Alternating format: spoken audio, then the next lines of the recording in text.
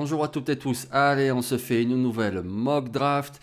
Et puis, vous avez compris, j'alterne AFC, NFC. Donc aujourd'hui, on retourne en NFC après la vidéo sur les Bengals.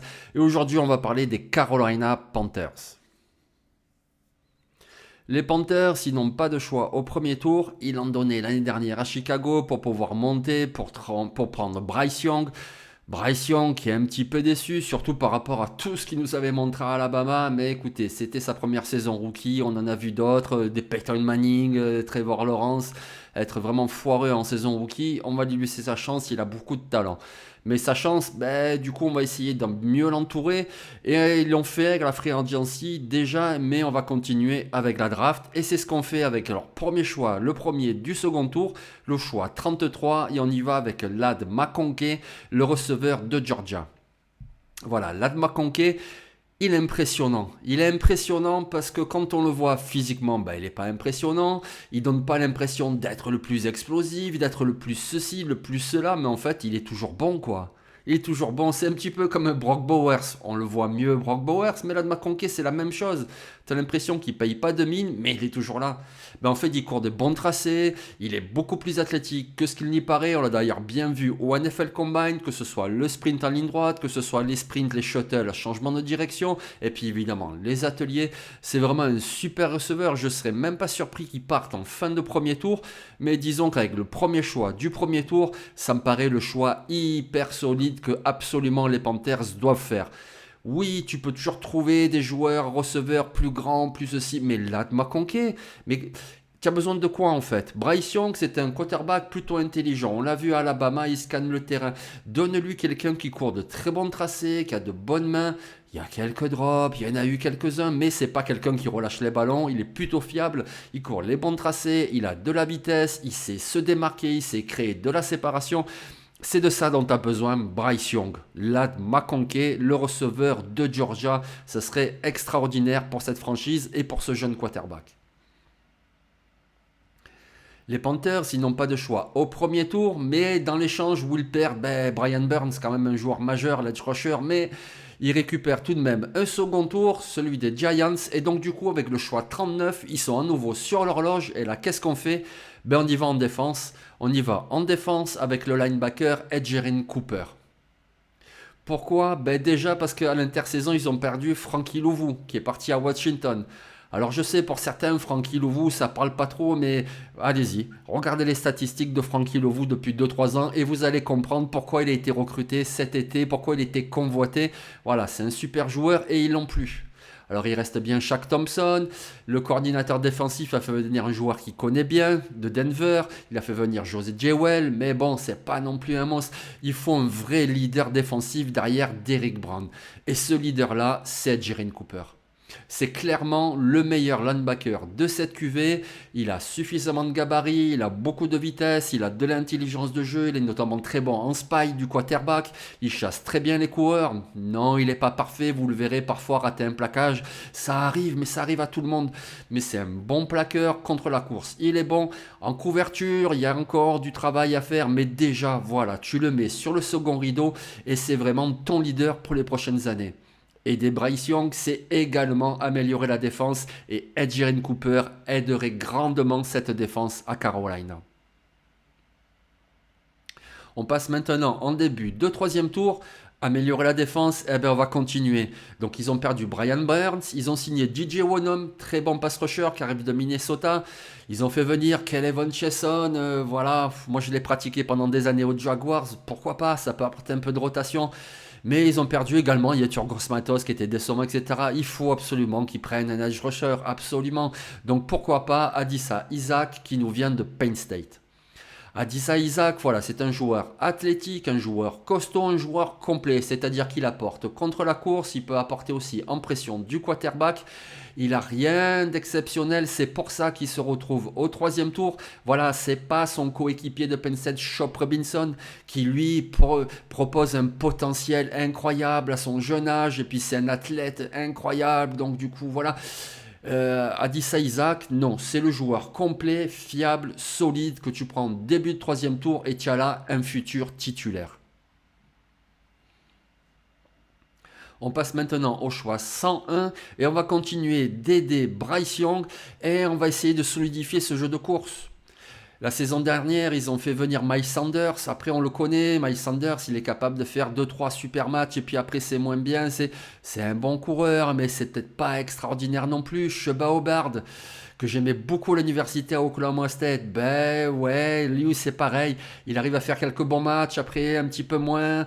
C'est un coureur moyen. Et donc, ça te fait un comité plutôt moyen avec Hubbard et Miles Sanders. Ben pourquoi pas en ajouter un autre qui n'est pas non plus exceptionnel, mais qui a une belle dimension. Il s'appelle Audric Estimé, je pense que vous le connaissez déjà tous, il nous vient de Notre-Dame.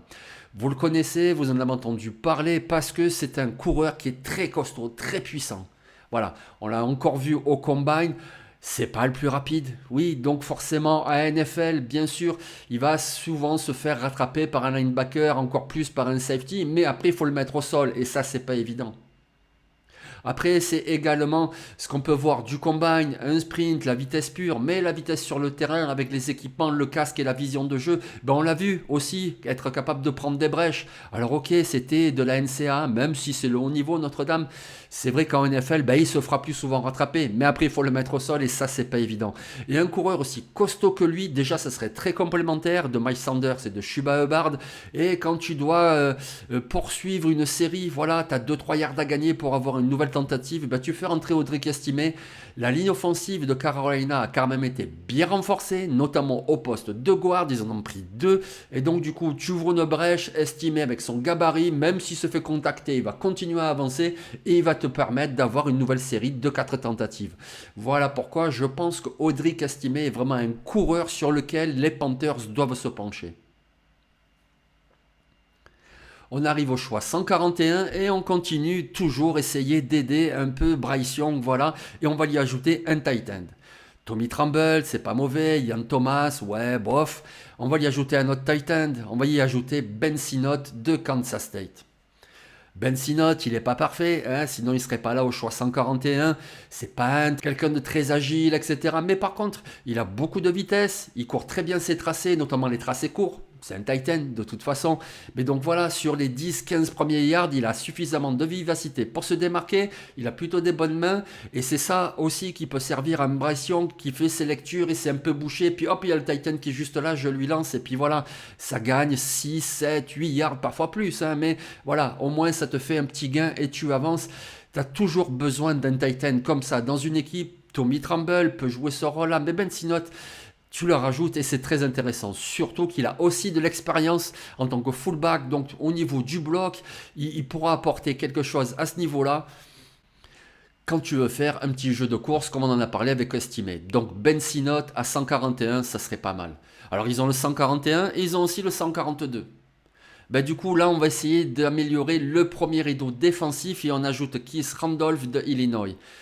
Chris Randolph, voilà, il a de la taille, de l'envergure, il a montré de belles choses avec Illinois pendant 5 saisons, c'est pour ça aussi qu'il glisse un peu, il est un petit peu plus âgé que la moyenne, et puis il n'a pas des qualités athlétiques phénoménales, d'accord, mais on est au choix 142. Donc tu ajoutes un petit peu de profondeur, a priori les Panthers, ils ont déjà un front 3 très solide. Derek Brown qui est très très bon, Shuttle au centre, le nose tackle, ils ont fait venir Ashon Robinson, c'est pas un monstre mais c'est quand même un bon joueur, on le voit ça fait quelques années en NFL, donc ils ont leur titulaire mais il faut absolument ajouter un petit peu de rotation et de jeunesse derrière ça, et donc Keith Randolph de Illinois, allez voir un petit peu des vidéos, vous verrez c'est un joueur intéressant, il était d'ailleurs au Senior Bowl, on l'a vu là également, c'est un joueur intéressant, il manque un peu d'explosivité mais c'est un joueur intéressant. Leur dernier choix au 7e tour, c'est un peu un pari que je fais parce que c'est un joueur dont on n'entend jamais parler. Moi, je trouve qu'il vaut mieux que ça. Alors, il vaut peut-être, allez, on va dire une fin de 4e, début 5e. Mais bon, là, il est au 7e et c'est ce qu'on voit dans les projections. Donc, on ne sait pas. Allez, pourquoi pas. C'est un cornerback, c'est Marlin ou MJ, Marlin Junior, Devonshire, il vient de Pittsburgh. Alors, il manque un petit peu de gabarit, c'est peut-être ça qui paye, mais belle intelligence de jeu, on a vu beaucoup de production avec Pittsburgh, c'est un joueur athlétique et à la position de cornerback qui est si importante à NFL, de toute façon il faut l'améliorer à Carolina. Ils ont fait venir Dan Jackson pour remplacer Dante Jackson, mais il y a Jesse Horn, mais il faut rajouter encore un peu de rotation et donc pourquoi pas avec un cornerback au 7e tour et donc Devon Char s'il est disponible, eh bien écoutez pourquoi pas, c'est un bon joueur. Donc je vous remets les choix qu'on a fait aujourd'hui. Au début du second tour, Ladd McConkey, le receveur de Georgia. Le retour de Julian Edelman par exemple, voilà. Edgerrin Cooper, le patron, le linebacker de Texas A&M. Adisa Isaac, l'edge rusher de Penn State. C'est toujours solide Penn State. Des fois c'est flamboyant, Micah Parsons et puis vous verrez Chop Robinson. Mais à minima c'est toujours solide. Oui, je sais, ils avaient Yetur Gross-Matos qui a été un peu décevant, mais là on est au 3e tour, et si tu as un joueur ne serait-ce que comme ça, ben au 3e tour, c'est pas mal. Adisa Isaac. Audric Estimé, le buffle, ils ont besoin d'un buffle en fait, pour enfoncer un petit peu là, et prolonger un peu leur série, laisser le temps à Bryce Young de marquer des points. Un Titan, Ben Synod de Kansas State. Un defensive lineman, un 3-4 defensive end donc, Keith Randolph d'Illinois. Et puis le cornerback, Devon Char, qui nous vient de l'université de Pitt. Voilà, j'espère que cette vidéo vous aura plu. On se retrouve bientôt donc pour une équipe d'AFC. Écoutez, dites-moi laquelle, on verra bien. Et puis je vous écouterai ou pas. Allez, bonne journée à tous et je vous dis ciao.